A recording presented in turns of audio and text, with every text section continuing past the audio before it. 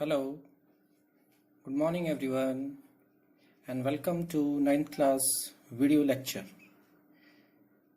I'm going to make this video only for express some important questions and also important terminology that help you to understand the chapter. When you are making the notes, it will very important to remember these keywords, and it will help you to score good marks. First, these are the dates which is very important in your daily life, because we are Indian. So first, 15 August 1947. As you know, 15 August 1947 is the India become a democratic country. It's a Independence Day. कि इस दिन हम लोग क्या हुए थे, freedom मिला था हमें. तो ये बहुत सिंपल सा क्वेश्चन है, बेसिक क्वेश्चन है.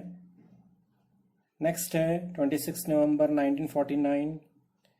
The Constitution was passed by the Constitution Assembly. Constitution assembly ने 26 नवंबर 1949 में हमारा कॉन्स्टिट्यूशन पास किया था. और ये डेट इसलिए इम्पोर्टेंट है कि मैंने पहले भी जब पढ़ाया था, जब कहा था कि ये कंपटीशन एग्जाम में बहुत पूछी जाती है, तो हमें इसको याद रखना है. नेक्स्ट डेट है 26 नवंबर 1949.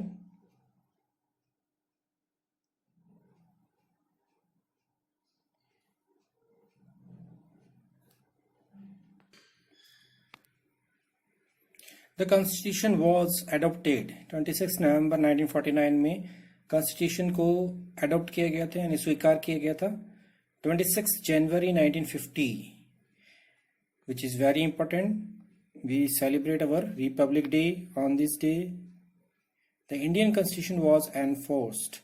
यानी इस दिन हमारा जो कॉन्स्टिट्यूशन था वो लागू किया गया था.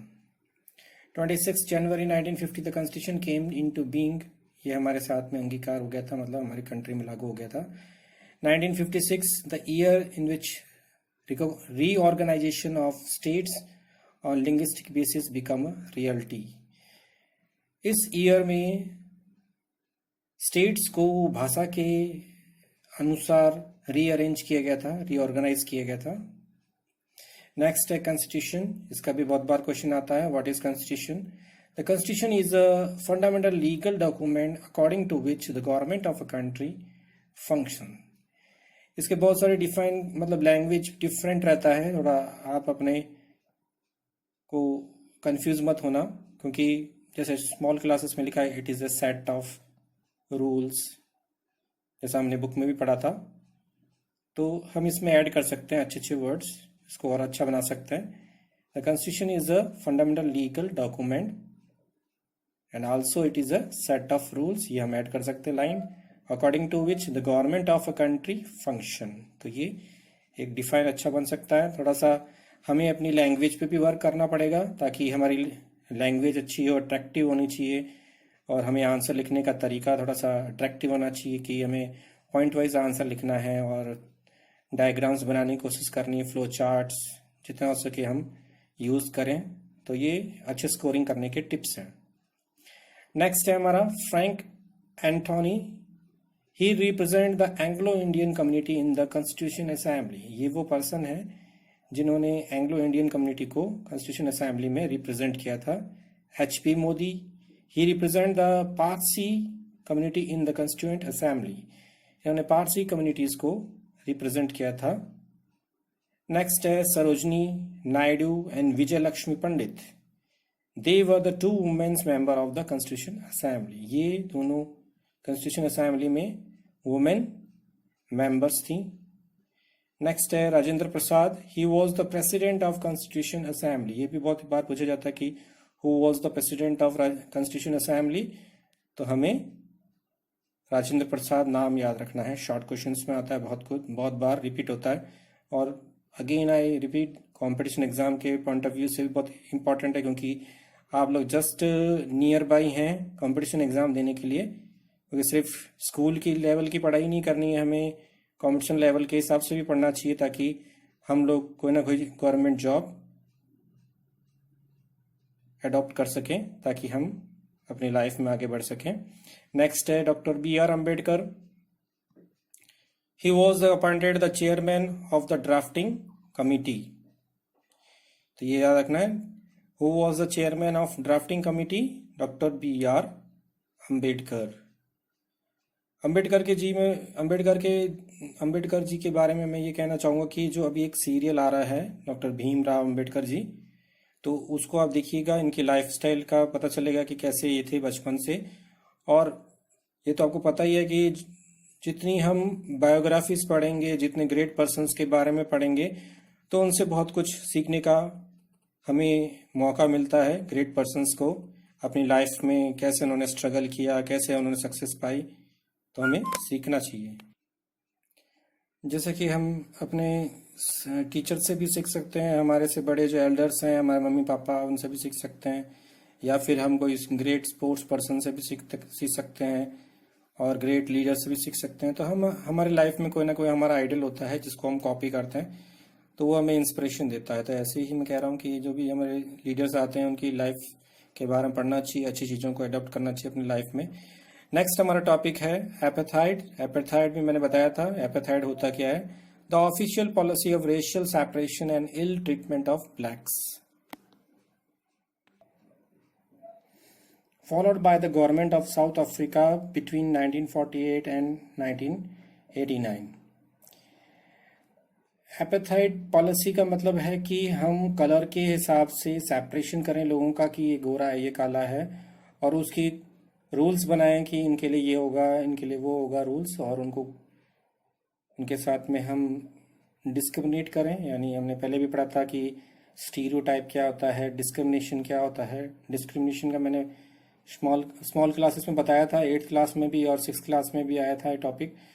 तो स्टीरियोटाइप तो ये होता है कि हम किसी को एक पर्टिकुलर कैटेगरी में डाल दें, और डिस्क्रिमिनेशन का मतलब होता है कि किसी को हम किसी बेसिस पे अलग सा उसको फील कराएं कि ये हमसे अलग है, और इन्फीरियर फील कराएं। अलग का मतलब इन्फीरियर फील कराएं, जैसे कि अगर वो कलर में डार्क है तो उसे हम बोलें ये बहुत डार्क है, और कोई मोटा हो तो इस टाइप से। तो ये इस तरह का जो पॉलिसी इन्होंने गवर्नमेंट ने चलाई थी साउथ अफ्रीका में 1948 और 1989 में। और आपने गांधी फिल्म के बारे में भी मैंने बार बार आपको कहा है, क्योंकि ग्रेट पर्सन्स की स्टोरी या पिक्चर देखने से हमें अच्छी नॉलेज मिलती है, हमारी पढ़ाई भी ईजी हो जाती है। तो उसमें भी आप देखेंगे बहुत सा तरीके से उनके साथ मिसबिहेव किया जाता है। जैसे गांधी जी को भी ब्लैक होने के कारण से ट्रेन से बाहर फर्स्ट क्लास के डब्बे से धक्का दे के बाहर निकाल दिया था, और उन्होंने प्रोटेस्ट किया था। वहीं से उन्होंने नॉन वायलेंस मूवमेंट स्टार्ट किया था, और उनको इंस्पिरेशन मिली थी, और इंडिया में भी उन्होंने स्टार्ट किया था। सो ये तो हिस्ट्री की बातें हैं। नेक्स्ट पढ़ते हैं हम क्लॉज। क्लॉज क्या होते हैं, the distinct section of a document. Clause का मतलब होता है कि कुछ डॉक्यूमेंट के कुछ क्लॉज होते हैं, यानी सेक्शंस होते हैं, जिसको जैसे बहुत बड़ी डिटेल है उसको हम एक साथ नहीं बता सकते, तो उसके क्लॉज बनाए जाते हैं छोटे छोटे। जैसे फॉर एग्जांपल फ्रीडम। अब फ्रीडम में कौन कौन सी हैं, तो उसमें क्लॉज में डिवाइड करेंगे। नेक्स्ट है हमारा constitution assembly. N assembly of a people representative that right a constitution for a country. Assembly तो आप जानते ही हैं कि एक ग्रुप, तो ये उन लोगों का ग्रुप था जिनको हमने जिताया था चुनाव से, इलेक्शन से। रिप्रेजेंटेटिव हमारी तरफ से गए थे ये लोग, और इन्होंने हमारा कॉन्स्टिट्यूशन कंट्री का लिखा था। अगेन कॉन्स्टिट्यूशन की डिफाइन हम पढ़ चुके हैं। इसमें जरा सा उन्होंने थोड़ा सा और लैंग्वेज को चेंज किया है। Supreme law of a country containing fundamental rules governing the politics and society in a country. Next है हमारा कॉन्स्टिट्यूशनल अमेंडमेंट। अमेंडमेंट का मतलब होता है कि उसमें सुधार करना, जिसको हिंदी में कहते हैं संशोधन, यानी कोई चीज़ ऐड करते हैं। A change in the constitution made by the supreme legislative body in a country, यानी कोई भी बदलाव हम करें और वो सुप्रीम लेजिस्लेटिव बॉडी के थ्रू करें कंट्री के अंदर। जैसे पार्लियामेंट में कोई भी चीज़ हम पास करते हैं, उसी के बाद में ये चेंज होता है कॉन्स्टिट्यूशन का, कोई भी क्लॉज होता है या जो भी सेक्शन होता है तो इसमें ऐड किया जाता है। जैसे हमने पंचायती राज के बारे में पढ़ा था, 73 अमेंडमेंट के थ्रू ये चेंज हुआ था। तो ऐसे अमेंडमेंट हमें ध्यान रखना है, जैसे अभी 370 हटा है, इस टाइप से। नेक्स्ट है draft, preliminary version of legal document. Preliminary का मतलब होता है कि स्टार्टिंग में एक हम बेसिक लाइन ड्रॉ करते हैं कि इसको प्रिंसिपल्स कह सकते हैं, हम बेसिक प्रिंसिपल्स डिसाइड करते हैं और उसके थ्रू हम अपने उसको आगे बढ़ाते हैं रूल्स को। जैसे फॉर एग्जांपल हमने पढ़ा था कि प्रीएम्बल बनाया गया था, या उससे पहले भी मोतीलाल जी नेहरू ने भी एक ड्राफ्ट बनाया था, जिसको एक कहते हैं हम बेसिक रूल्स थे, उसके थ्रू ही आगे हमने कॉन्स्टिट्यूशन को डेवलप किया था। नेक्स्ट है हमारा philosophy, the most fundamental principle underlying one thought and actions. Philosophy का मतलब है द मोस्ट फंडामेंटल प्रिंसिपल, यानी जो बेसिक प्रिंसिपल है उसको मानते हुए उसके थ्रू हमारे विचारों को और एक्शंस को हम आगे बढ़ाते हैं। जैसे गांधी जी की अपनी फिलॉसफी है, रविंद्रनाथ टैगोर जी की अपनी फिलॉसफी है, सरदार भगत सिंह जी की अपनी फिलॉसफी है, तो उसको हम कह सकते हैं। प्रिएम्बल भी हमने पढ़ा था, N introductory statement in a constitution which states the reasons and guiding value of the constitution. Preamble का हमने पढ़ा था कि एक इंट्रोडक्टरी स्टेटमेंट है जिसके थ्रू कॉन्स्टिट्यूशन, जिसमें रीजंस बताए जाते हैं, गाइडिंग वैल्यूज बताए जाते हैं कॉन्स्टिट्यूशन के बारे में। जैसे हमने पढ़ा था कुछ की वर्ड्स थे, उनके बारे में एक्सप्लेन किया गया था। ट्रेजन मैंने आपको बताया था ट्रेजन क्या होता है, तो offence of the attempting to overthrow the government of the state to which the offender whose allegations.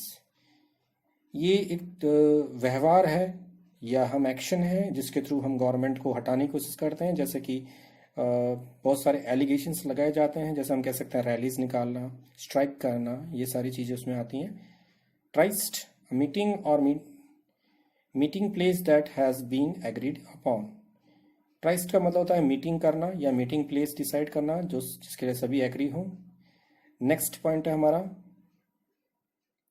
democratic country. It is a type of government which is elected by the people at all the level by the method of universal adult. Democratic क्या होता है ये हम बहुत बार पढ़ चुके हैं, first chapter में पढ़ा था हमने। तो इसमें ये बता रहे हैं कि इलेक्शंस के थ्रू हम अपने लोगों को जिताते हैं और ये डिफरेंट लेवल पे होता है। और कौन से मेथड से होता है? यूनिवर्सल एडल्ट फ्रांसिस के मेथड से।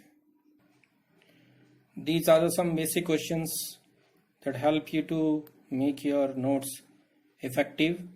और एग्जाम के पॉइंट ऑफ व्यू से भी इम्पॉर्टेंट है कि constitution is a living document justify, यानी आपसे पूछ सकते हैं कि ये लिविंग डॉक्यूमेंट है, इस लाइन को एक्सप्लेन करो।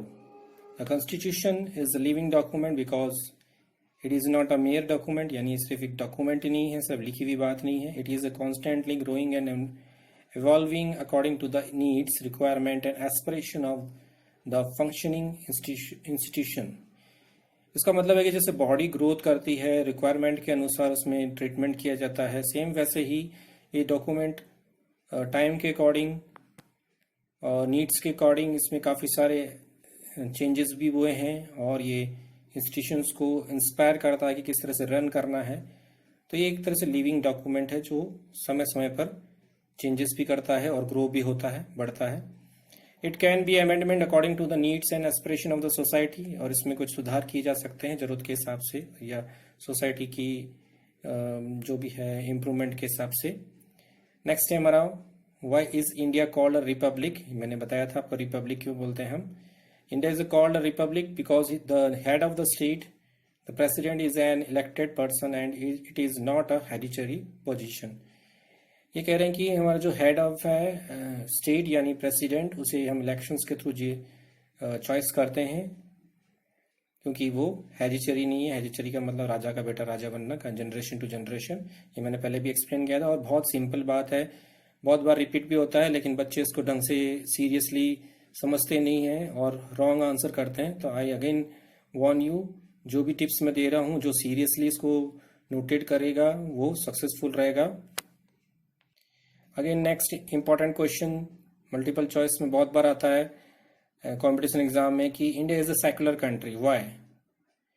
अ secular country is a country where citizen have the complete freedom to follow any religion. Secular country वो कंट्री होता है जिसमें जो पब्लिक है उसे कोई भी रिलीजन्स को फॉलो करने का राइट होता है। There is no official religion in India, all citizen have the right to follow any religion and there is no official religion. यानी यहाँ पर जैसे हर कंट्री का देखिए, हम श्रीलंका का बुद्धिज्म है और पाकिस्तान का मुस्लिम कंट्री है और ब्रिटेन और अमेरिकन का हम कह सकते हैं क्रिश्चियन रिलीजन है। तो लेकिन हमारे इंडिया ने किसी भी रिलीजन को अपना ऑफिशियल रिलीजन नहीं माना है। यहाँ पर हर कोई भी धर्म के आ सकते हैं और अपनी प्रैक्टिस कर सकते हैं। The Indian government treat all religious belief and practice with equal respect. यानी इंडियन गवर्नमेंट सबके साथ इक्वल ट्रीटमेंट करती है, उसमें भेदभाव नहीं करती। नेक्स्ट है हमारा sovereign country. India is sovereign country. People have the supreme right to make decision on internal और as well as external matter. लोगों के पास में एक सुप्रीम पावर है जिसके थ्रू वो अपने या हमारी गवर्नमेंट जो है, हमारी जो गवर्नमेंट है वो अपने डिसीजन ले सकती है इंटरनल भी और एक्सटर्नल मैटर्स पे। किसी का इंटरफेयर वो उनमें किसी का इंटरफेयर नहीं करते। No external power can dictate the government of India. कोई भी एक्सटर्नल पावर हमारे को कंट्रोल नहीं करती। जैसे पहले ब्रिटेन के टाइम में, इंडिपेंडेंस से पहले ब्रिटेन हमें कंट्रोल करता था, हमारी पॉलिसीज में इफेक्ट करता था, हमें चेंजेस नहीं करने देता था और वो सजेस्ट करता था, वही पॉलिसी हमें अपनानी पड़ती थी। तो ये एक एग्जाम्पल है सोविजन कंट्री का। Again important question, Indian constitution is both rigid and flexible, analysis the statement. ये भी बहुत इंपॉर्टेंट क्वेश्चन है, बहुत बार कॉम्पिटिशन एग्जाम में पूछा जाता है कि हमारा कॉन्स्टिट्यूशन रिजिड है और फ्लेक्सिबल है। रिजिड का मतलब जो चेंज नहीं हो सकता, बहुत स्ट्रिक्ट हो, और फ्लेक्सिबल मतलब जो सॉफ्ट हो, चेंज हो सकता हो। तो दोनों ही क्वालिटी हमारे कॉन्स्टिट्यूशन में मिलती हैं, लेकिन कैसे, that is the important question और आपको समझना है इस चीज को। Answer is the Indian constitution is neither Holi rigid NOR Holi flexible. हमारा कॉन्स्टिट्यूशन पूरी तरीके से रिजिड नहीं है और फ्लेक्सिबल नहीं है। This is called rigid because some deals in ideals in the constitution like equality, secularism, democracy, sovereignty etc. cannot be changed. ये रिजिड इसलिए है क्योंकि कुछ आइडियल्स जैसे कि इक्वलिटी है, सेकुलरिज्म है, डेमोक्रेसी है, सोवेजनिटी है, ये सारी चेंज नहीं होती हैं। This is because the ruler could not miss use their power.